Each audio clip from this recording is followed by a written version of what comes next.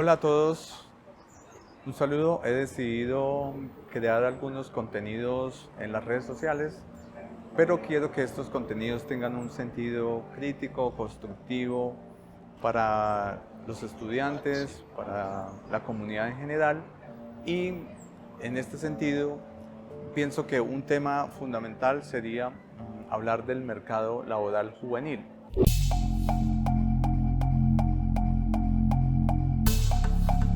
¿Por qué hablar del mercado laboral juvenil? Cuando uno revisa los datos, las cifras económicas en general, uno encuentra que 10 millones de colombianos son jóvenes, es decir, el 21% de la población. Cuando uno revisa las cifras por género, uno encuentra que del total de hombres del país, el 22% son hombres jóvenes y del total de mujeres del país, el 21% son mujeres jóvenes. Cifras para nada desdeñables y que implican de alguna manera un componente fuerte dentro del total de la población. Interesante ver que dentro de los departamentos que tienen mayor población joven como Vaupés, Guainía, Bichada, Guajira o Amazonas, con una población joven cercana al 27%. Allí las protestas, aunque fueron considerables, no fueron tan fuertes como sí lo fueron en departamentos como el Cauca, Santander, Boyacá, Risaralda y Quindío, con unas tasas de población joven cercana al 20-22% aproximadamente. La pregunta crucial es ¿por qué el estallido social? Es decir, ¿cuáles son las razones de fondo que generan estos elementos, estos hechos? Uno de cada 4 jóvenes está desempleado, resultado de la pandemia. En las cifras del año 2020 se encontró que el 22.8% de la población joven estaba desempleada.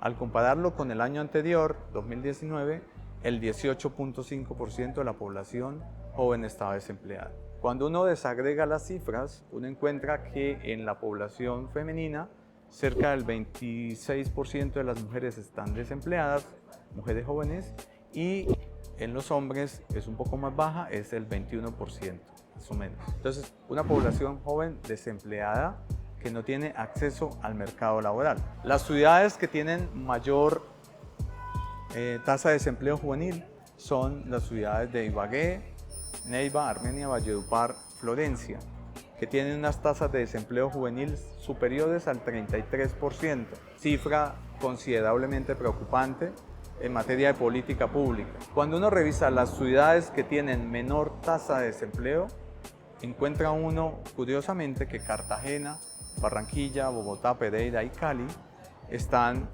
por encima del 22%. Entonces es estructural el problema. El desempleo es un elemento recurrente en la población joven de Colombia. Cuando uno sigue revisando, encuentra uno también que el nivel de endeudamiento es extremadamente alto en la población joven. La generación Z y los millennials están sumamente endeudados. El 60% de la población joven tiene alguna deuda financiera y la mayor parte de estas deudas están vinculadas por concepto de educación. En Colombia, alrededor de 2.8 millones de jóvenes están endeudados por concepto de educación. El 60% de esta población que está endeudada ha presentado mora durante los últimos 2 años. Eso refleja la poca capacidad de liquidez que tienen los jóvenes, los pocos ingresos que tienen, y esto ha afectado considerablemente la capacidad de pago. Cuando uno revisa a nivel latinoamericano, encuentra uno que Colombia tiene la tasa de interés más alta para préstamos de educación y para créditos que están vinculados a la formación. La tasa de interés promedio mes vencido es del 1.3. El ICETEX, que es una institución que tiene recursos públicos, presta al 1% mensual. La pregunta es, ¿por qué con dinero público no se puede financiar la educación a tasa de interés cero? Ahí hay elementos de política que se tienen que replantear para los futuros tomadores de decisiones de política económica. El tercer elemento que uno encuentra bastante crítico dentro de la población joven es una población que se está yendo del país. En los últimos 5 años, 6.810.000 jóvenes se han ido del país. Y la cifra, cuando uno la desagrega, 3.550.000 mujeres se han ido y 3.260.000 hombres jóvenes se han ido. Los destinos principales de la migración de los jóvenes son Estados Unidos, México, Europa, Canadá.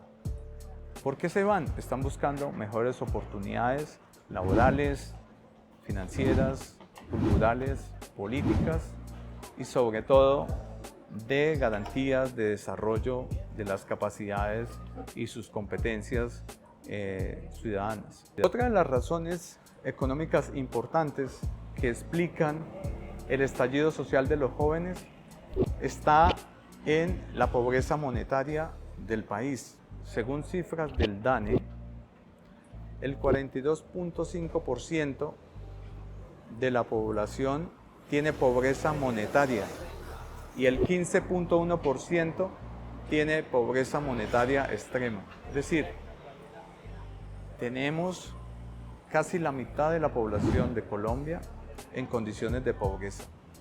Eso amerita revisar la política pública, eso amerita revisar la política social, fundamentalmente la política educativa, pero sobre todo también la responsabilidad social empresarial de las empresas y la formación de quienes de alguna manera nos movemos también en la academia.